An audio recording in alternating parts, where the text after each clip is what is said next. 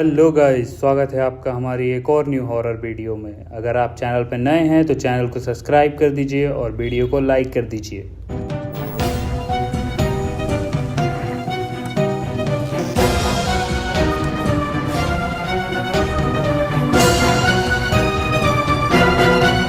तो आज हम एशिया की सबसे डरावनी जगह की बात करेंगे, जो कि ओकिगारा फॉरेस्ट जापान में स्थित है। यह एक विशाल जंगल है जो कि लगभग 35 किलोमीटर में फैला हुआ है। कहा जाता है यहाँ पे हर साल लगभग 100 लोग जाके आत्महत्या कर लेते हैं। ये बात वहाँ के लोगों को पता तो है और वहाँ की सरकार भी इस चीज़ को जानती है कि ओकिगारा फॉरेस्ट में यह सब चीज़ें होती हैं, पर वहाँ की सरकार इस चीज़ के लिए एक्शन नहीं लेती है और फिर धीरे धीरे सरकार ने लोगों की आत्महत्या करने की संख्या बताना भी बंद कर दिया है। हमें एक कहानी पता चली है जो कि वहाँ के रहने वाले एक जर्नलिस्ट की थी। जो वो जर्नलिस्ट था उसे वहाँ के लोगों से ओकिगारा फॉरेस्ट के बारे में पता चला और फिर उसे कुछ दिन बाद यह पता चला कि उनके साथ काम करने वाला एक व्यक्ति वहाँ उस जंगल में गया और आत्महत्या कर ली। ये सुनकर वह जर्नलिस्ट ने वहाँ जाने का सोचा कि मैं भी जाके देखता हूँ ऐसा क्या है वहाँ पे जो लोग वहाँ जाके आत्महत्या कर लेते हैं। उसके बाद वो जर्नलिस्ट अगले ही दिन वहाँ जाने के लिए निकल गया, पर उसे यह बात किसी को नहीं बताई कि मैं ओकिगारा फॉरेस्ट जा रहा हूँ, क्योंकि अगर वो किसी को भी यह बात बताता कि वह वहाँ जा रहा है तो कोई भी उसे वहाँ जाने नहीं देता, क्योंकि वह जंगल कितना खतरनाक है यह बात सबको पता है। और फिर वह सीधे उस जंगल के सामने पहुँचा तो उसे यह जंगल बाहर से तो बाकी जंगल के जैसा ही दिख रहा था। जब उस जर्नलिस्ट ने ओकिगारा फॉरेस्ट के अंदर जाना शुरू किया तो उसे वहाँ पे लोगों के पड़े हुए सामान दिख रहे थे जो कि जंगल के सारे रास्ते में पड़े हुए थे, और वो उस जंगल के अंदर जाते जा रहा था। वहाँ पे उसे एक भी इंसान नहीं दिख रहा था। वहाँ लोगों के खाना के टिफ़िन तो पड़े हुए थे, पर वहाँ पे किसी इंसान का ना होना एक आश्चर्य की बात थी।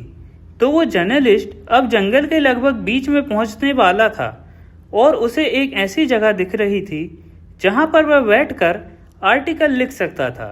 तो उसने वहां बैठने का फैसला किया और फिर आर्टिकल लिखने लगा।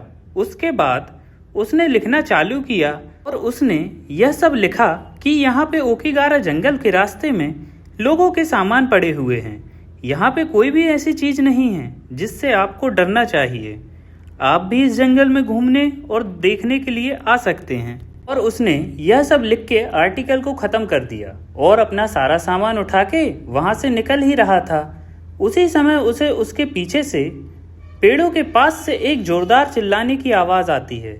तो वो पीछे मुड़ के देखता है, पर वहाँ पे कुछ भी नहीं था। फिर वह सोचता है कि यह मेरा भ्रम हो सकता है। तो वो जंगल से निकलने के लिए आगे बढ़ता है तो उसे वहाँ ठीक उसके पीछे से किसी इंसान के भागने की आवाज़ आती है। तो उसने सोचा शायद कोई और भी यहाँ पे हो सकता है जिसे मदद की ज़रूरत हो सकती है। तो वो उसकी मदद करने के लिए मोबाइल की टॉर्च ऑन करके उसको ढूंढने लगा, पर उसे वहाँ पर कोई भी नहीं मिल रहा था। तो वो डर गया था और उसने यह फैसला किया कि मुझे इस जंगल से बाहर निकलना चाहिए। और वह जंगल से बाहर निकलने के लिए निकलता है, पर वह उसी जगह आ जाता है जहाँ उसने आर्टिकल लिखा था। ऐसा उसके साथ कई बार हुआ। उसके बाद उसे फिर किसी के चिल्लाने की आवाज़ आई तो उसने सोचा कि वो मेरी तरह ही फंसा होगा। तो वो उस इंसान को ढूंढते हुए उस आवाज़ का पीछा करते हुए जा रहा था।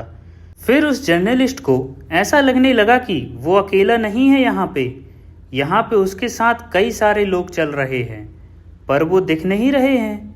फिर भी उसने हिम्मत की और वो आवाज़ का पीछा करता रहा। उसे वह हर पेड़ पर एक डॉल लटकी हुई दिख रही थी। उसके बाद उसे ऐसा लगने लगा शायद यह सब सच है, जो चीज़ें मैं महसूस कर रहा हूँ। उसे ऐसा लगने लगा कि लोग यहाँ मरने के लिए नहीं आते हैं, पर ये सारी चीज़ें उनके साथ होती हैं, इसी वजह से अपनी जान दे देते हैं। किसी भी नॉर्मल इंसान को अगर जंगल में अकेला जाएगा और उसे ऐसा लगेगा अब मैं यहाँ से बाहर नहीं जा सकता, मैं इन मुर्दों के बीच में फंस गया हूँ, तो कोई भी अपनी जान दे देगा। उसके बाद फिर उसी जगह पे वो पहुंच गया जहां वो आर्टिकल लिख रहा था।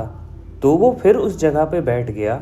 जब उसे फिर से आवाज़ आई तो उसने देखा कि जहाँ वो बैठा था ठीक उसी के ऊपर से आवाज़ आ रही है। उसने सीधे ऊपर की तरफ देखा। वहाँ पे एक लाश लटकी हुई थी जो कि बहुत पुरानी थी। उसमें कीड़े लगे हुए थे।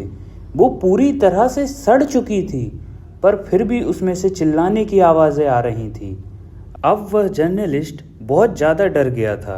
वो सोचने लगा, मैंने अभी तो लिखा था कि इस जंगल में कुछ भी डरावना नहीं है, सभी लोग यहाँ पे आ सकते हैं। इसके बाद वो जैसे ही वहाँ से उठा, उसे सिर्फ चारों तरफ से चिल्लाने की ही आवाज़ आ रही थी। उसने वहाँ पे यह सब देख के भागने की सोची और वह अपना सारा सामान छोड़कर सीधे जंगल से बाहर निकलने का रास्ता ढूंढने लगा। तभी उस जर्नलिस्ट को वो रास्ता दिखा जहाँ से वो आया था, तो वो सीधे ओकीगारा जंगल के बाहर निकलने लगा। वहाँ उसकी गाड़ी खड़ी हुई थी। वो सीधे उस गाड़ी में बैठा और वो जर्नलिस्ट सिर्फ इस जंगल से इसलिए बाहर निकल पा रहा था क्योंकि जो वो लाश थी वो सिर्फ जर्नलिस्ट को देखना चाहती थी। उसने उसको देख लिया, इसलिए उसने उसको बाहर जाने दिया। उसके बाद जर्नलिस्ट अपने घर आ गया। शांति से उसने अपना आर्टिकल लिखना चालू किया जिसका नाम था इनसाइड ओकीगारा जापान फॉरेस्ट। उसने सब कुछ लिखा, जो भी चीज़ें उसने जंगल में अनुभव की वो सारी चीज़ें लिखी। जो उन लोगों के साथ होता होगा, जो लोग वहाँ पे घूमने जाते होंगे या जो भी करने गए होंगे, उनके साथ क्या क्या हुआ होगा, जो उनने अपनी जान दे दी। यहाँ पे बहुत सारी नेगेटिव एनर्जी है। इस ओकीगारा फॉरेस्ट में बहुत सारी चीज़ें भूतिया भी हैं। तो गाइस, यही है हमारी ओकीगारा फॉरेस्ट की स्टोरी, जिसके बारे में हमें जितना पता था हमने बता दिया।